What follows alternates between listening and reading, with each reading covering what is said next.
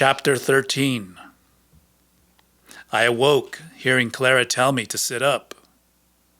It took me a long time to respond. First, because I was totally disoriented, and second, because my legs were numb. Seeing my difficulty, Clara held me under the arms and pulled me forward, then propped some pillows behind my back so I could sit without her help. I was in my bed and I had my nightgown on. From the light, I could tell it was late afternoon. "What happened?" I muttered. "Did I sleep all night?" "You did," Clara replied. "I was concerned about you. You went off the deep end into a perceptual limbo. No one could get through to you, so we decided to let you sleep it off." I leaned over and rubbed my legs until the prickling sensation stopped. I still felt groggy and strangely enervated. "You've got to talk to me until you're yourself again," Clara said in her most authoritative tone. "This is one of those occasions when talking is good for you."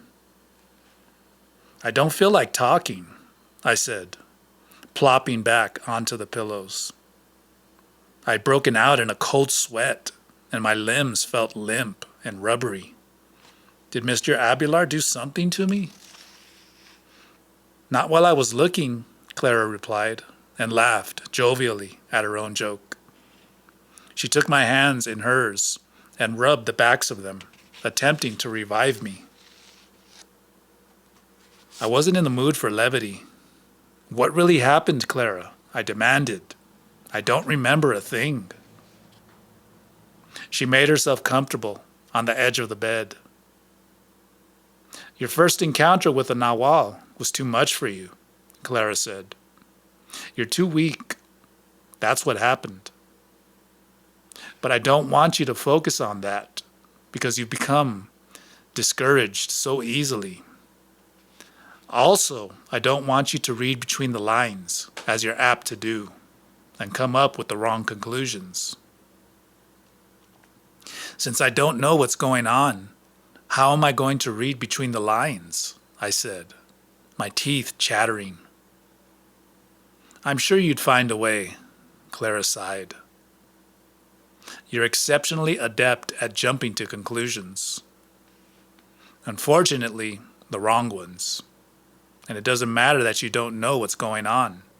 You always assume that you do." I had to admit I hated ambiguous situations. They always put me at a disadvantage. I wanted to know what was going on so I could deal with the contingencies. "Your mother taught you to be a perfect woman," Clara said. "By observing the surroundings, perfect women infer everything they need to know, especially when a male is involved. They can anticipate his subtlest wishes. They're always aware of changes in his moods because they believe that these changes are caused by something they themselves said or did. Consequently, they feel it's up to them to appease their man."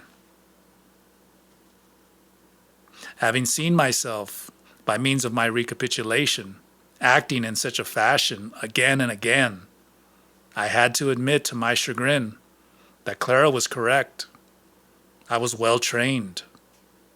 I only needed a look or a sigh or a tone of voice from my father, and I would know exactly what he was thinking or feeling. The same was true of my brothers. They had me jumping at the most subtle cues. What's worse, I only had to imagine that a man didn't like me, and I would bend over backward to please him. Clara nudged my side gently, as if to get my attention. "If you and I had been alone last night, you wouldn't have passed out so dramatically," she said, with a most annoying smile. "What are you insinuating, Clara? That I find Mr. Abelar appealing?" "Precisely. When a man is around, you undergo an instant transformation. You become the woman that will do anything for a man's attention, including passing out. I beg to differ with you, I said. I really wasn't trying to play up to Mr. Abelar. Think about it. Don't just defend yourself, Clara said. I'm not attacking you. I'm merely pointing out to you what I used to feel and do myself. Deep down, I knew what Clara was talking about. Mr. Abelar had such a charismatic charm that in spite of his age, I found him utterly attractive. Yet I chose not to acknowledge this, neither to myself nor to Clara. To my relief, Clara didn't pursue the subject. I understand you perfectly because I too had my John Michael Abelar, she said. He was the Nawal Julian Gra, the most handsome and debonair being that ever lived. He was charming, impish, and funny. He was truly unforgettable. Everyone adored him, including John Michael and the rest of my family. We all kissed the ground he walked on. It occurred to me, listening to Clara rave about her teacher, that she had spent too much time in the Orient. I had always been disturbed by the obscene adoration that students in the karate world felt for their teacher or sensei. They too literally kissed the ground their teacher walked on, bringing their heads to the floor in obeisance whenever the master entered the room.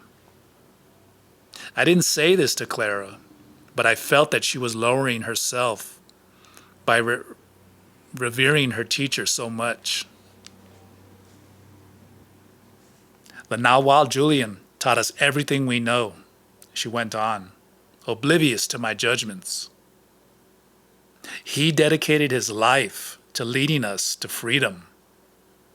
He gave special instruction to the Nawal John Michael Abelar, instruction that made him qualified to become the new Nawal. Do you mean, Clara, that Nawals are like kings? I asked, wanting her to see the danger and fallacy of too much veneration. No, not at all. Nawals have no self-importance whatsoever, she said. And it is precisely for this reason that we can adore them. What I meant, Clara, was, do they inherit their post? I corrected myself quickly. Oh yes, they certainly inherit their post, but not like kings. Kings are sons of kings. A Nawal, on the other hand, has to be singled out by the spirit. For unless the spirit chooses him, he cannot set himself up as a leader. A Nawal, to begin with, is a person with extraordinary energy. But it is not until he is taught the rule of the Nawals that he actually becomes a Nawal himself. I followed Clara's explanation, but I felt inexplicably ill at ease with it. Upon deliberation, I realized that the part that bothered me was that the spirit has to make the selection. How does the spirit decide whom to pick? I asked. Clara shook her head. That, my dear Taisha, is a mystery beyond mysteries, she said softly. All a Nawal can do is fulfill the spirit's biddings or fail miserably. I thought of Mr. Abelar and wondered what bidding the spirit had in mind for him. I remembered also that Clara had said that he might one day be a Nawal to me. By the way, where is Mr. Abelar? I asked, trying to sound casual. He left last night when he realized that you were out for the count. Will he be back? Certainly. He lives here. Where, Clara? In the left side of the house? Yes. At the moment, he is there. Not at this precise moment, she corrected herself. But nowadays, at other times, he lives with me on the right side of the house. I take care of him. I felt a pang of jealousy so potent that it charged me with a surge of energy. You said he wasn't your husband, didn't you, Clara? I asked, with the most disturbing twitch in the side of my mouth. Clara laughed so hard that she rolled backward onto the bed out of breath. The Nawal John Michael Abelar has transcended all aspects of being a male, she assured me, sitting up again. What do you mean, Clara? I mean, he's not a human being any longer. But I can't explain all this to you because I lack the finesse, and you lack the facility to understand me. The way I see it, my inability to explain things to you is the reason why the Nawal gave you those crystals. What inability, Clara? You speak perfectly well. Then it's you who don't understand perfectly well. That's idiotic, Clara. Then how come I can't convey to you what we are and what we have in mind for you? I took several deep breaths to settle my nervous stomach. What do you have in mind for me, Clara? I asked, falling prey once more to panic. It's very hard for me to explain, she began. You and I definitely belong to the same tradition. You are an integral part of what we are. Therefore, we are compelled to teach you. Whom do you mean when you say we? Do you mean you and Mr. Abelar? Clara took a moment, as if giving herself time to answer correctly. As I've told you already, we are more than two, she said. In fact, I'm not really your teacher, and neither is the Nawal, John Michael. Someone else is. Wait, Clara, you're confusing me again. Who is this other person you're referring to? Another woman like yourself, but older and infinitely more powerful. I'm merely your usher. I'm in charge of preparing you, of getting you to store enough energy through your recapitulation so you can meet this other person. And believe me, her presence is much more devastating than the Nawal's. I don't understand what you're trying to say, Clara. Do you mean she's dangerous and will harm me? That's the problem when I try to answer your questions, Clara said. You get confused because you and I have only a superficial connection. You ask me a question, expecting a clear-cut answer that would satisfy you. And I give you an answer that satisfies me and throws you into confusion. I recommend that you either don't ask questions or take my answers without getting into a dether. I wanted to know more about Mr. Abelar and this other woman's plans for me. So, with the hope of getting Clara to tell all, I promised that from then on, I would weigh all her answers with due consideration, but with no panic or agitation on my part. All right, let's see how you take this, Clara said tentatively. I'm going to tell you what the Nawal told me last night before you passed out on him. But since I'm not a male, you no doubt are going to react differently to me than you did when the Nawal talked to you. You might even listen to me. But I don't remember him telling me anything after I fell asleep on the mat, I protested. She paused and searched my face. I suppose for some spark of recognition. She shook her head to denote she found none. Although I tried to appear as calm and attentive as possible and even smiled to reassure her. He told you about all the beings that live in this house, Clara began.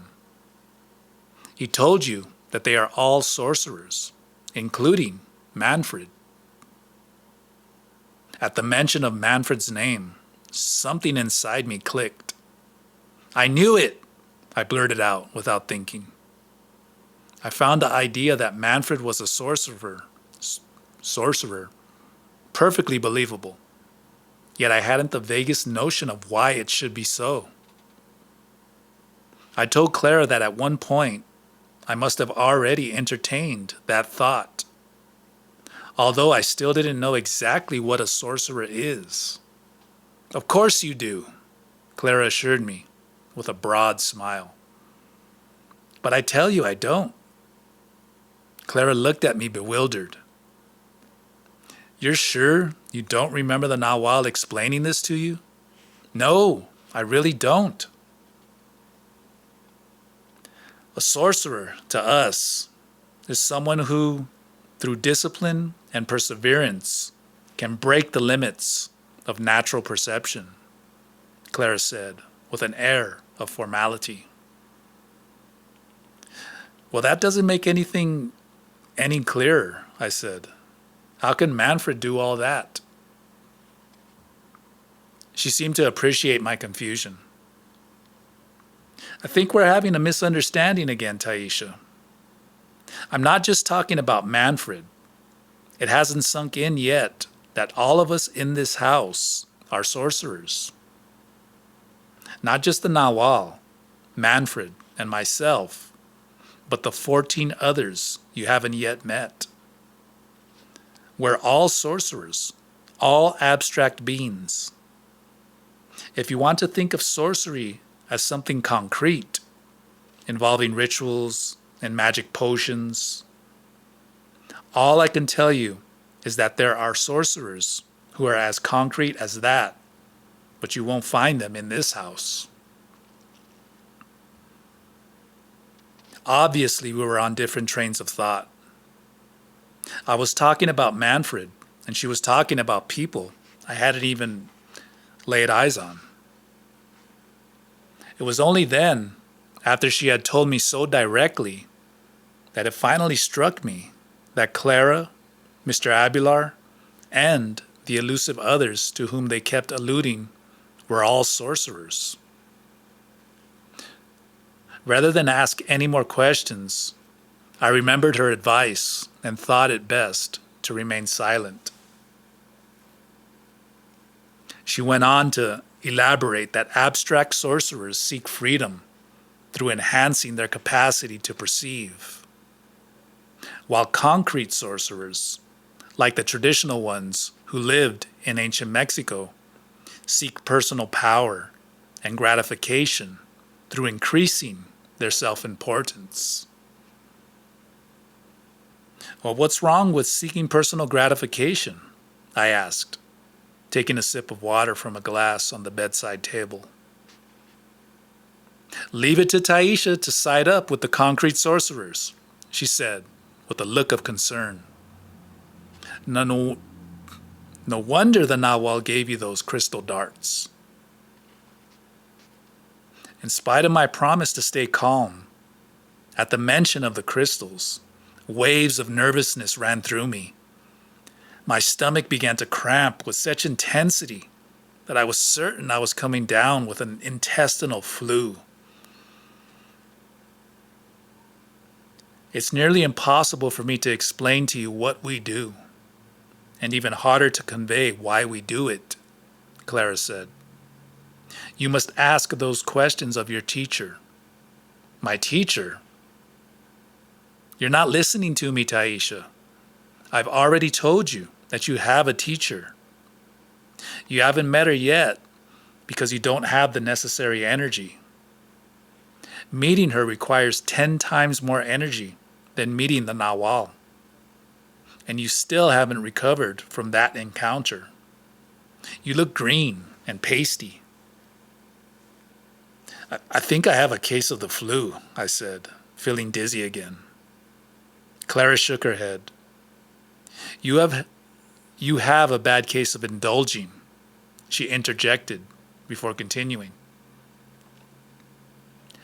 The Nawal can also explain anything you ask him. The only problem is that you think he's a male. And if he talks to you more than a few minutes, rest assured, you're going to fall into your female mold. That's why your teacher has to be a woman. Aren't you making too much of this male-female thing? I said, trying to get up out of bed. I felt weak, and my legs were trembling. The room began to spin, and I nearly fainted. Clara caught me by the arm in the nick of time. We'll soon find out if I'm making too much of it, she said. Let's go outside and sit in the shade of a tree. Maybe the fresh air will help revive you. She helped me put on a long jacket and some pants, and led me like an invalid out of the room to the back patio. We sat on some straw mats under the enormous sapote tree that shaded nearly the entire patio. Once I had asked Clara if I could eat the fruit. She had hushed me and said, "Just eat, but don't talk about it." I did what she told me, but I felt guilty ever since, as if I had insulted the tree. We sat in silence, listening to the wind rustling the leaves. It was cool and peaceful there, and I felt relaxed and at ease again. After a while, Manfred sauntered over from around the side of the house, where he had a room with a large swinging panel cut into the door so he could come and go as he pleased. He came up to me and began licking my hand. I looked into his soulful eyes, and I knew we were the best of friends. As if by an unstated invitation, he eased himself across my lap, making himself comfortable. I stroked his soft, silky coat and felt the most profound affection for him. Gripped by an inexplicable compassion, I leaned forward and embraced him. The next thing I knew, I was weeping, for I felt so sorry for him. "Where are your crystals?" Clara demanded. Her harsh tone brought me back to reality. "In my room," I said, letting go of Manfred to wipe my eyes on the sleeve of my jacket. He took one look at Clara's disapproving stare, jumped off my lap, and moved across the walk to sit under a nearby tree. "You should have them with you at all times," she snapped. "As you already know, weapons like those crystals have nothing to do with war or peace. You can be as peace-loving as you wish, and yet still need weapons. In fact, you need them at this moment to fight your enemies." "I don't have any enemies, Clara," I sniffled. "No one even knows I'm alive." Clara leaned toward me.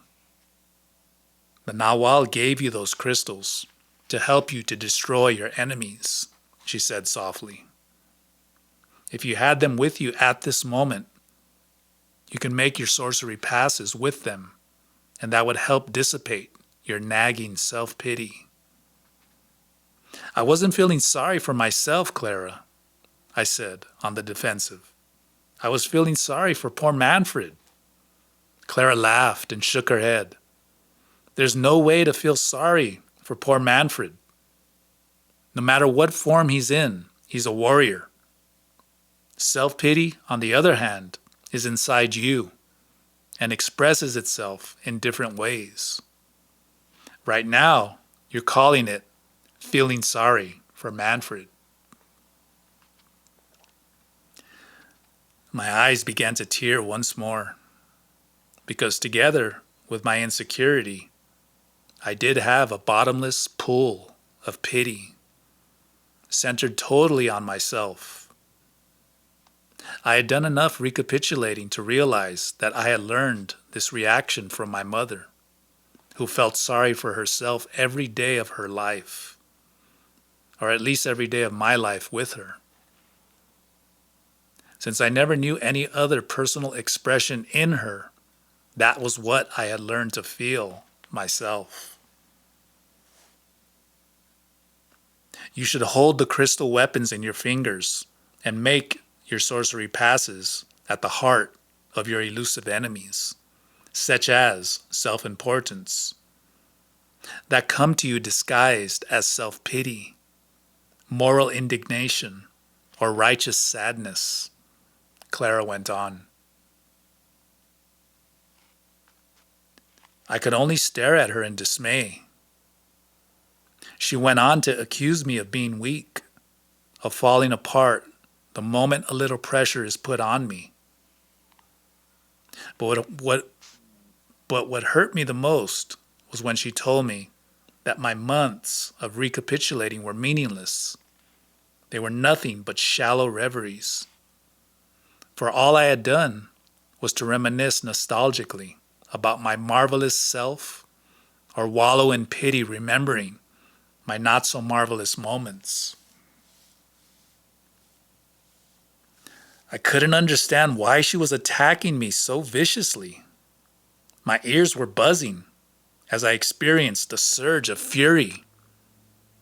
I began to weep uncontrollably, hating myself for having allowed Clara the opportunity to devastate me emotionally. I heard her words as if they were coming from far away. She was saying, self-importance, lack of purpose, unchecked ambition, unexamined sensuality, cowardice.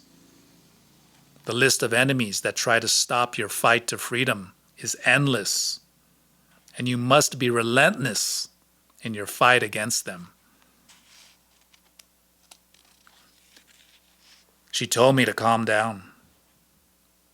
She said she had just been trying to illustrate to me that our attitudes and feelings were our real enemies, and that they were just as damaging and dangerous as any bandit armed to the teeth that we might encounter on the road.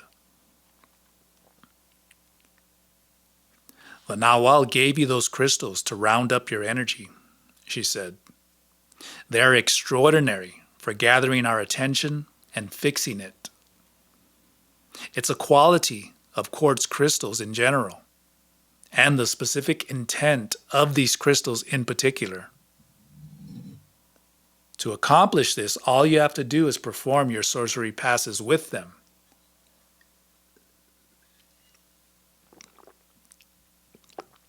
I wished I had the crystals with me then. Instead, I looked at Manfred's sympathetic, shiny eyes.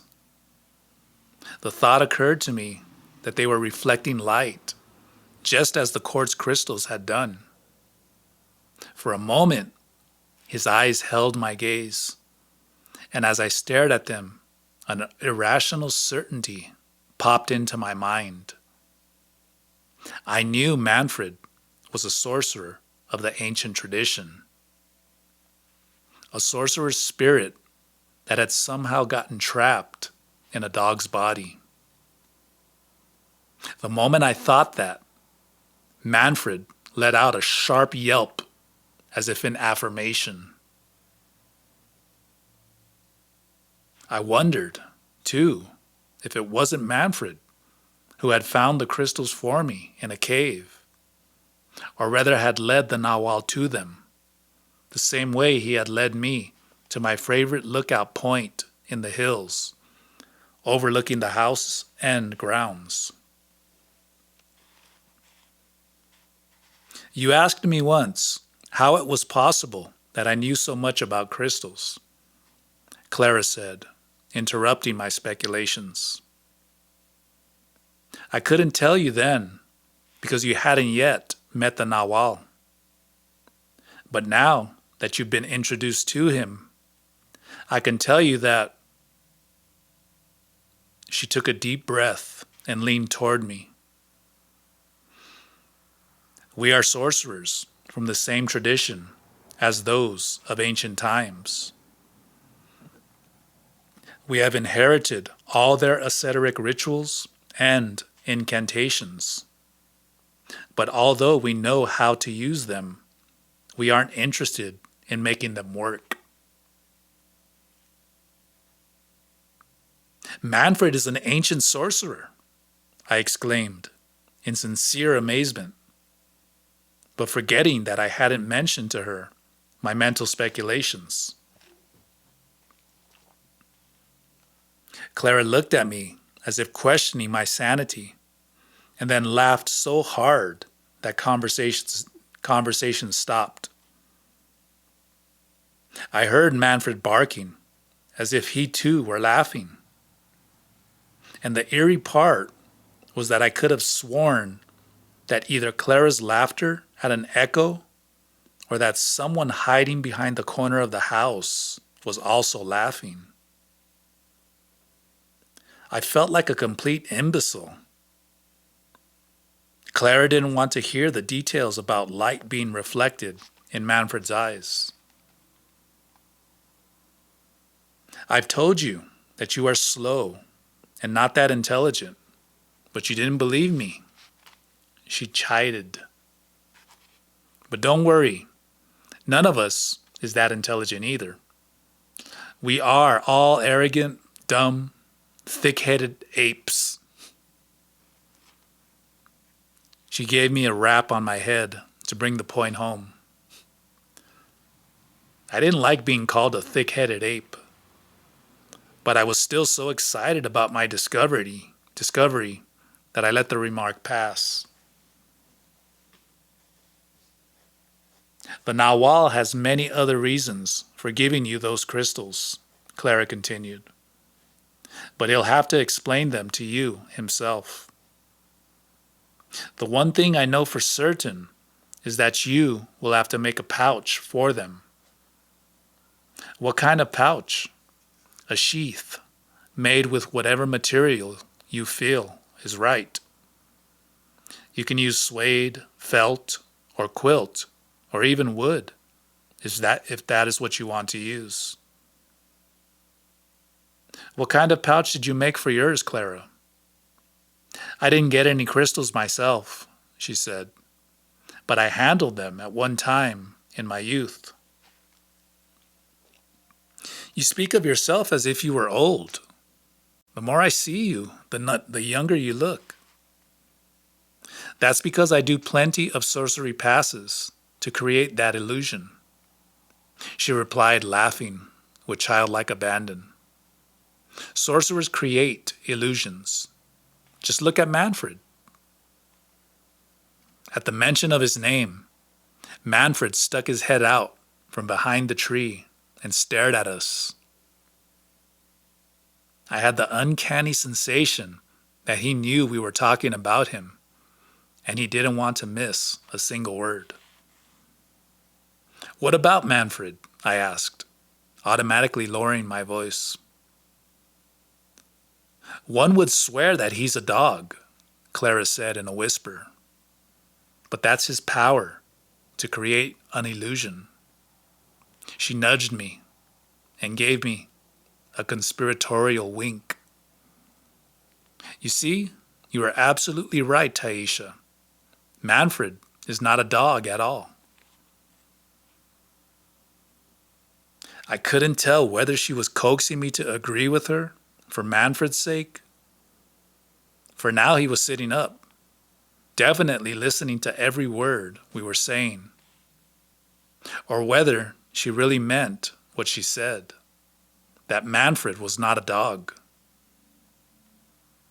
Before I could find out which, a shrill noise from inside the house made both Clara and Manfred jump up and rush in that direction.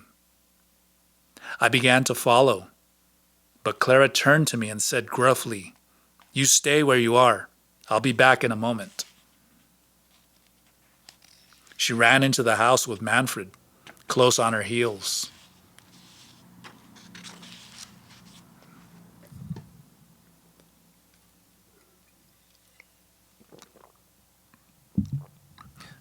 Chapter 14. Weeks went by, then months. I didn't really pay attention to dates and time. Clara, Manfred, and I lived in perfect harmony. Clara had ceased to insult me, or perhaps it was that I had ceased to feel insulted. I spent all my time recapitulating and practicing kung fu with Clara and with Manfred, who, at 100 pounds of bone and muscle, was a mighty dangerous opponent. I was certain that to be rammed with his head was equivalent to being punched by a prize fighter. The one thing that worried me was a contradiction I found difficult to resolve. While Clara maintained that my energy was unmistakably on the rise because I could now have conversations with Manfred, I believed the opposite was true. I was slowly going over the deep end. Whenever Manfred and I were alone, a bond of indescribable affection would possess me. I actually adored him. And it was this blind feeling of love that created a bridge between us, so he could at times transmit his thoughts and moods to me. I knew Manfred's feelings were simple and direct, like a child's. He experienced happiness, discomfort, pride in any accomplishment, and fear of everything, which was instantly turned to wrath. But the traits that I found most admirable in him were his courage and his capacity for compassion. I sensed that he actually felt sorry for Clara for looking like a toad. With respect to courage, Manfred was unique. His was the courage of an evolved consciousness, aware of his imprisonment. To me, Manfred was alone, beyond comprehension, and no one can face that imposed solitude the way he did without possessing peerless courage. One afternoon, upon returning from the cave, I sat down to rest under the shade of the sapote tree.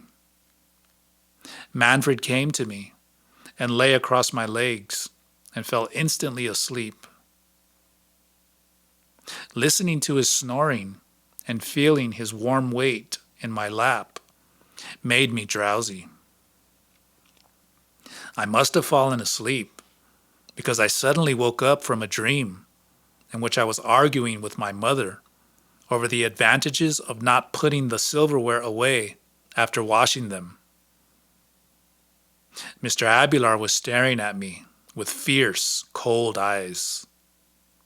His gaze, the posture of his body, his extremely defined features, and his concentration gave me the total impression that he was an eagle. He imbued me with awe and fear. "What happened?" I asked. The temperature and the light had changed. It was almost dark. Twilight shadows had fallen over the patio. "What happened is that Manfred's got hold of you and is using your energy like a fiend," he said with a broad smile. "He did the same with me. There seems to be a genuine rapport between you two. Try calling him Sapito, and let's see if he gets angry." "No, I can't do that. I said, running my fingers on Manfred's head. He's beautiful and solitary, and in no way does he resemble a TOAD. I found it absurd that I had actually spelled the word, but something in me didn't want to risk offending Manfred. Toads are also beautiful and solitary, Mr. Abelar said, with a glint. Spurred by a sudden curiosity, I leaned over to Manfred and whispered in his ear, Sapito, having only the best of feelings. Manfred yawned, as if bored with my empathy. Mr. Abelar laughed. Let's go into the house, he said, before Manfred saps all your energy. Besides, it's warmer there. I pushed Manfred off my lap and followed Mr. Abelar inside the house. I sat down very formally in the living room, acutely self-conscious at being alone with a man in a dark, empty house. He lit the gasoline lantern, then sat on a sofa a respectable distance away and said, I understand you wanted to ask me some questions. Now is a good time, so go ahead and ask them. For an instant, my mind went blank. Being confronted so directly with his intense stare made me lose my composure. Finally, I asked, what happened to me the night I met you, Mr. Abelar? Clara felt she couldn't explain it to me adequately, and I don't remember much about it. Your double took over, he said matter-of-factly, and you lost control of your everyday self. What do you mean I lost control? I asked, worried. Did I do anything I shouldn't have? Nothing that you couldn't tell your mother about, he chuckled. His eyes sparkled, full of mischief. Seriously, Taisha, all you did was to cast your luminous net as far as you were able to. You learned how to rest on that invisible hammock that is actually a part of you. Someday, as you become more adept, you may begin to use its lines to move and alter things. Is the double inside or outside the physical body? I asked. That night, it seemed to me that for a moment, something clearly outside of myself had taken over. It's both, Mr. Abelar said. It is inside and outside the physical body at the same time. How can I put it? In order to command it, the part of it that is outside, floating freely, has to be linked to the energy that is housed inside the physical body. The external force is beckoned and held by an unwavering concentration, while the internal energy is released by opening some mysterious gates in and around the body.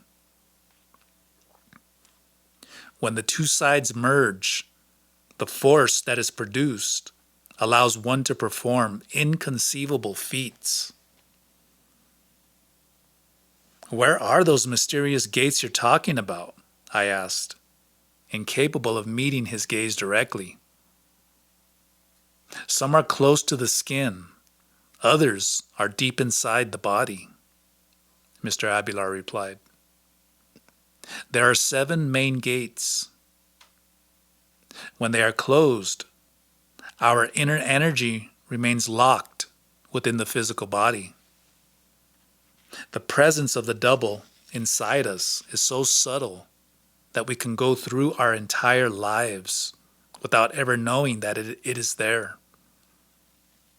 However, if one is going to release it, the gates must be opened, and this is done through the recapitulation and the breathing exercises Clara showed you.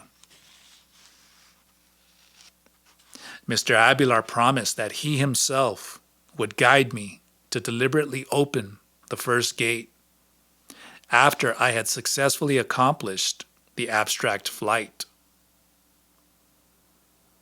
He emphasized that in order to open the gates, a complete change of attitude is necessary, because our preconceived notion that we are solid is what keeps the double imprisoned, rather than any physical structure of the body itself.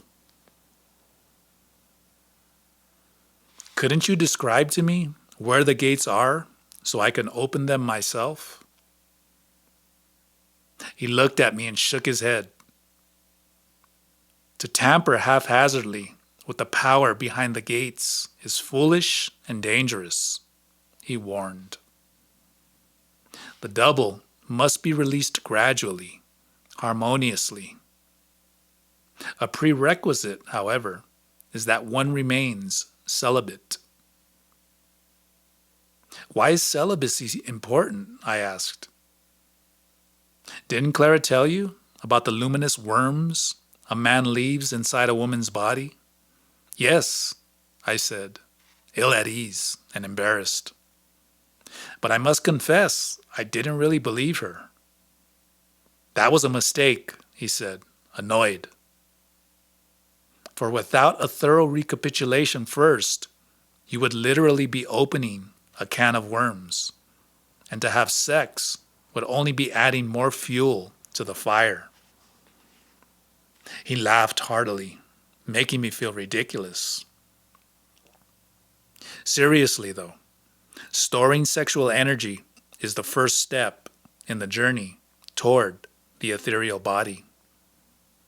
The journey into awareness and total freedom. Just then, Clara entered the living room, wearing a white flowing caftan that made her look like a huge toad. I began to snicker for thinking such a disrespectful thought, and immediately glanced over at Mr. Abelar, who I could have sworn was thinking the same thing. Clara sat down on the armchair and smiled at both of us, sitting awkwardly on the couch. Have you gotten to the subject of the gates yet? She asked Mr. Abelar curiously. Is that why Taisha is pressing her legs together so tightly? Mr. Abelar nodded in utter seriousness. I was just about to tell her that an enormous gate is in the sexual organs. But I don't think she will understand what I'm talking about. She still has quite a few misconceptions in that department. She certainly does, Clara agreed, with a wink in my direction. Simultaneously, they both broke out in such peals of laughter that I felt utterly disconnected. I resented being laughed at and talked about as if I weren't in the room. I was about to tell them that they didn't understand me at all when Clara spoke again, this time addressing me. Do you understand why we are recommending that you remain celibate? She asked. To journey to freedom, I said, repeating Mr. Abelar. I boldly asked Clara if she and Mr. Abelar were celibate, or if they were just recommending behavior that they were not prepared to practice themselves. I told you we are not man and wife, Clara replied, not the least bit perturbed. We are sorcerers, interested in power, in gathering energy, not losing it. I turned to Mr. Abelar and asked him if he really was a sorcerer and what that entailed. He didn't answer me, but looked at Clara as if he were asking her permission to divulge something. Clara nodded, her almost imperceptible assent. I don't feel at ease with the word sorcerer, he said, because it connotes beliefs and actions that are not part of what we do. What exactly do you do? I asked. Clara said only you could tell me. Mr. Abelar straightened his back and gave me a frightening look that jolted me to attention. We are a group consisting of 16 people, myself included, and one being Manfred. He began formally. 10 of the people are women. All of us do the same thing.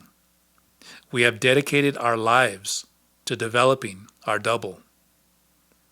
We use our ethereal bodies and defy many of the natural laws of the physical world. Now, if that's being a sorcerer, then all of us are sorcerers. If not, then we're not. Does that make things any clearer? Since you are teaching me about the double, am I going to be a sorceress too? I asked. I don't know, he replied, scanning me curiously. It'll all depend on you. It is always up to us individually to fulfill or to flub our fate. But Clara said everyone in this house has a purpose for being here. Why was I selected? I asked. Why me in particular? That's a very difficult question to answer, Mr. Abelar said, smiling. Let's say that we are compelled to include you. Do you remember that night about 5 years ago when you were caught in a compromising situation with a young man? I immediately began to sneeze, my usual reaction when I felt threatened. During my recapitulating, I had remembered time and time again being in compromising situations. Since I was 14, I had been obsessed with boys and had aggressively run after them, as I had run after my brothers as a child. I wanted desperately to be loved by anyone because I knew my family didn't like me. But I always ended up scaring off my would-be suitors before they could get too close. My aggressiveness made everyone think I was a loose woman, capable of anything. Consequently, I had the worst reputation imaginable, in spite of the fact that I hadn't done even half of the things my friends and family attributed to me. You were caught on the food counter where you worked in the concession stand of a drive-in theater in California. Remember? I heard Mr. Abelar say. How could I possibly not remember? That was by far one of the worst experiences of my life. And because it was so sensitive, I had put off recapitulating it deeply, always skirting its fringes. At that time, I had a high school summer job selling hot dogs and soft drinks in a drive-in theater. Near the end of the summer, Kenny, the young man who managed the concession stand, told me that he loved me. Up to that moment, I had been indifferent to him because I had my eye on the boss, who was handsome and rich. Unfortunately, he was interested in Rita, my red-headed nemesis, who was 19 and gorgeous. Every night, soon after the movie began, she would slip into the boss's office and lock the door. When she emerged, just before intermission, her pink and white checkered uniform was wrinkled and her hair was limp and tangled. I acutely envied Rita for all the attention she was getting. What made it even worse was her promotion to running the cash register, while I had to continue passing out popcorn and serving soft drinks at the counter. When Kenny told me that I was beautiful and desirable, I began to think of him in a different light. I overlooked the fact that he had severe acne, drank beer by the gallon, listened to country music, wore boots, and spoke with a heavy Texan drawl. All of a sudden, I found him manly and affectionate. And all I cared to know about him was that his parents were Catholic and didn't know that he smoked marijuana. I was beginning to fall in love with him and didn't want personal details to stand in the way. When I told him that I had to quit working at the end of the week because my family was leaving for a holiday in Germany and I had to go with them, Kenny became incensed.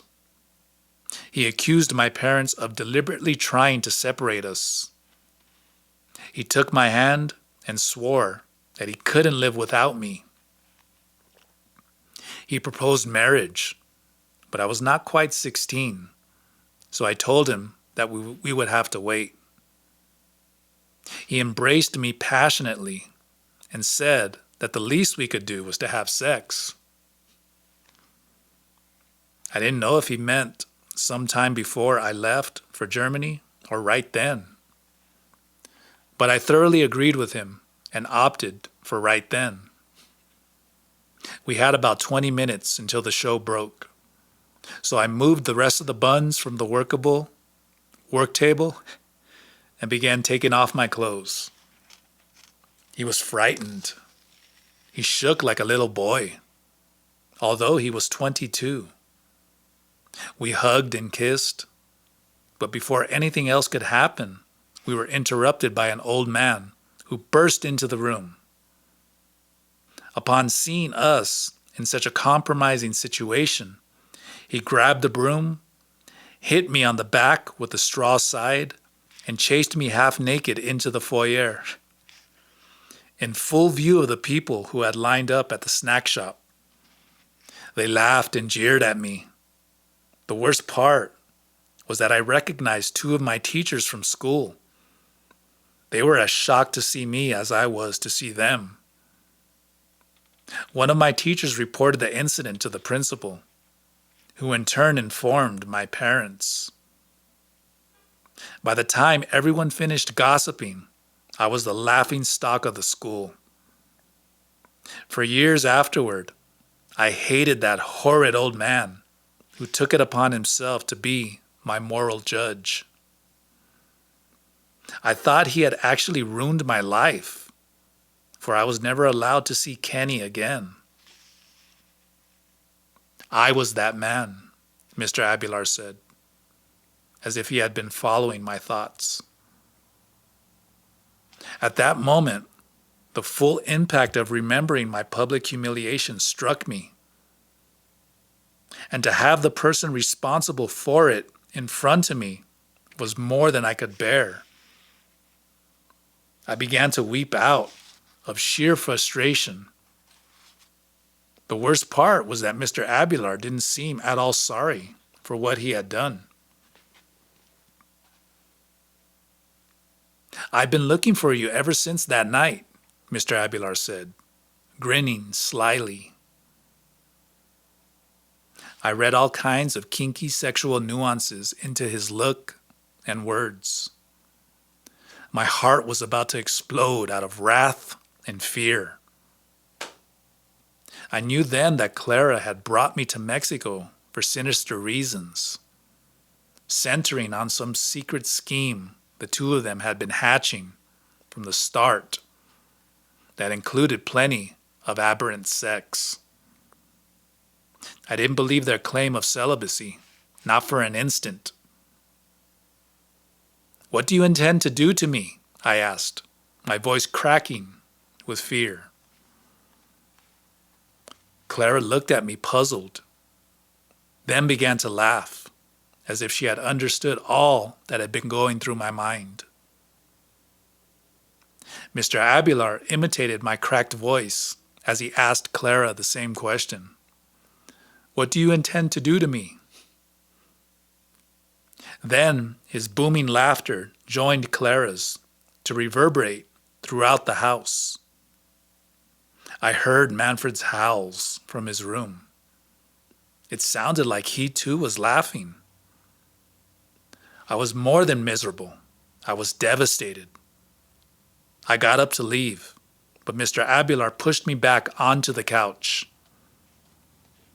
"Shame and self-importance make terrible companions," he said seriously. "You haven't recapitulated that incident, or you wouldn't be in such a state now." Then, softening his fierce stare to an almost kind look, he added, "There's nothing Clara and I want to do to you. You've done more than enough yourself. That night, I was looking for the restroom and opened the door for employees only. Since a Nawal never makes such a careless mistake because he is always aware of what he does, I had to assume that I was fated to find you and that you had a special significance for me. Seeing you there, half naked, about to give yourself to a weak man who might have destroyed your life, I acted in a very specific manner and hit you with the broom. What you did was to make me the laughingstock of my family and friends," I yelled. "Perhaps, but I also grabbed your ethereal body and tied an energy line around it," he said. "From that day on, I've always known where you were.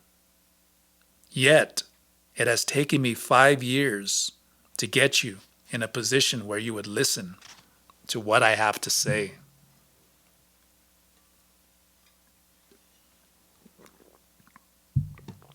For the first time, what he was saying registered. I stared at him incredulously. "You mean you've known where I was all the time?" I asked. "I've been tracking your every move," he said, definitely. "You mean you've been spying on me?" The implications of what he was saying were slowly rising to the surface. "Yes, in a manner of speaking," he admitted. "Did Clara also know I lived in Arizona?" "Naturally. We all knew where you were." "Then it was not by accident that Clara found me in the desert that day," I gasped. I turned to Clara, furious. "You knew I would be there, didn't you?" Clara nodded. "I admit it. You went there so regularly, it wasn't hard to follow you." "But you told me that you just happened to be there," I shouted. "You lied to me. You tricked me into coming to Mexico with you. And you've been lying to me ever since, laughing behind my back for God only knows what reason. All my doubts and suspicions that hadn't had expression for months finally surfaced and exploded. This has been nothing but a joke to you," I yelled, "to see how stupid and gullible I am." Mr. Abelar gave me a furious, ferocious look, but that didn't stop me from staring right back at him. He tapped me on the top of my head to quiet me. "You're deadly wrong, young lady," he said sternly. "All this has not been a joke to us. It's true, we laugh a great deal at your idiocies, but none of your actions are lies or tricks. They are utterly serious. In fact, they are a matter of life or death to us." He was so earnest and looked so commanding that the bulk of my anger dissipated, leaving in its place a hopeless bewilderment. "What did Clara want with me?" I asked, looking at Mr. Abelar. I entrusted Clara with a most delicate mission, that of bringing you home, he explained. And she succeeded. You followed her, obeying your own inner drive. It's extremely difficult to get you to accept an invitation from anyone, but from a total stranger, it's nearly impossible. But she did it. Hers was a masterful stroke. I have only praise and admiration for a job well done. Clara jumped to her feet and took a graceful bow.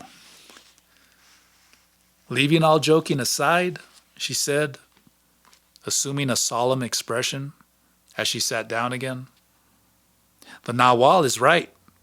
It was the most difficult thing I've ever done in my life. For a while there, I thought you were going to let your suspicious nature get the better of you and tell me to get lost.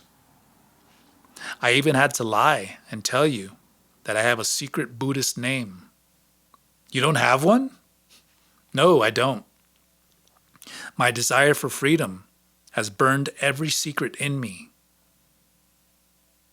But I'm still not clear as to how Clara knew where to find me, I said, looking at Mr. Abelar. How did she know I was in Arizona at that particular time?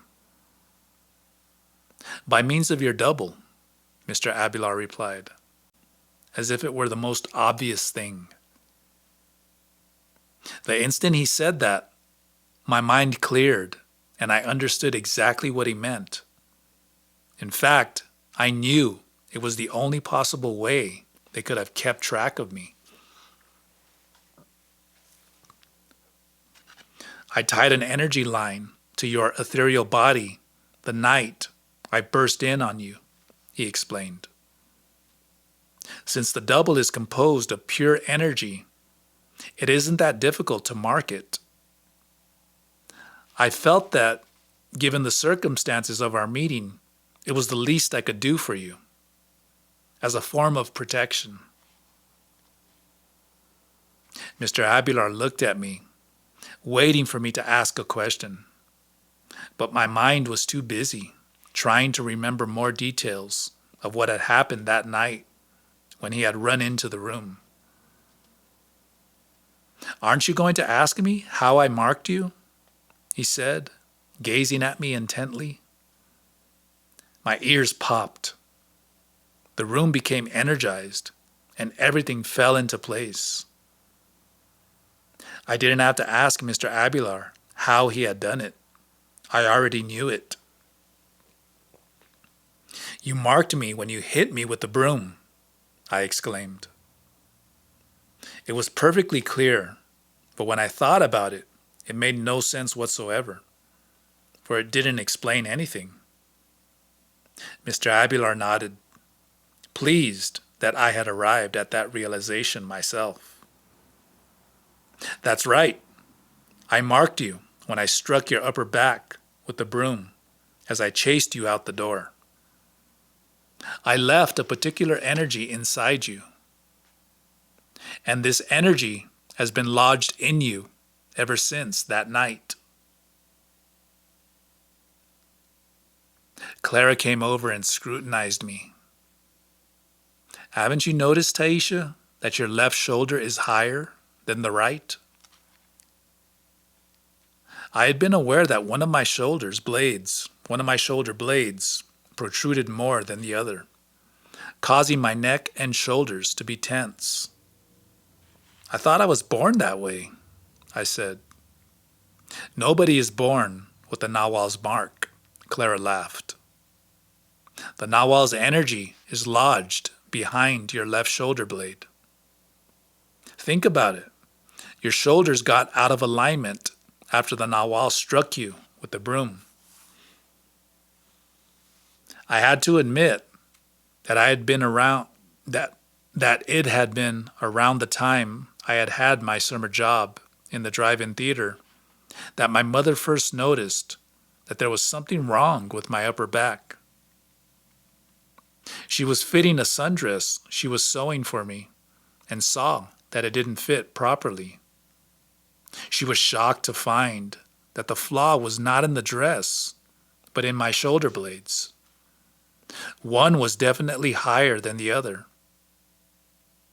The next day, she had the family doctor examine my back. He concluded that my spine was slightly curved to one side. He diagnosed my condition as congenital scoliosis, but assured my mother that the curvature was so slight that we shouldn't concern ourselves with it. It's a good thing the Nawal didn't leave too much energy in you, Clara teased. Otherwise, you'd be a hunchback. I turned to face Mr. Abelar. I felt the muscles in my back tense, the way they usually did when I was nervous. Now that you have reeled me in, what are your intentions? I asked. Mr. Abelar took a step closer. He fixed me with his cold stare. All I've wanted since the day I found you was to do the same thing I did for you that night, he replied solemnly. To open the door and chase you out.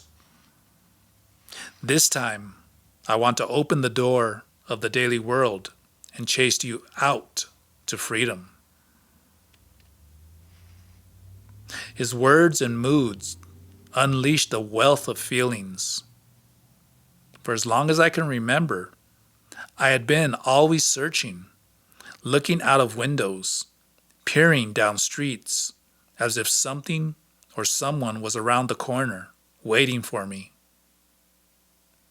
I've always had premonitions, dreams of escaping, although I didn't know from what. It was this feeling that had compelled me to follow Clara to an unknown destination. And it was also what prevented me from leaving, in spite of the impossibility of my tasks. As I held Mr. Abelar's gaze, an indescribable wave of well-being enveloped me. I knew that I had at last found what I had been looking for. Following an impulse of the purest affection, I leaned over and kissed his hand. And out of the unsuspected depth of me, I muttered something that had no rational, but only an emotional significance. You are the Nawal to me too, I said. His eyes were shining, happy. We had finally come to an understanding. He ruffled my hair in an affectionate way, and all my pent-up fears and frustrations exploded in a deluge of anguished tears. Clara got up and handed me a handkerchief. The way to get you out of this sad mood is to make you angry or to make you think, she said. I'm going to do both by telling you this. Not only did I know where to find you in the desert, but do you remember that hot, stuffy little apartment you asked me to move your things out of? Well, the building is owned by my cousin. I looked at Clara shocked, unable to utter a single word. Clara's and Mr. Abelar's laughter was like a giant explosion, reverberating inside my head. I couldn't have been more surprised at anything they might have said or sprung on me.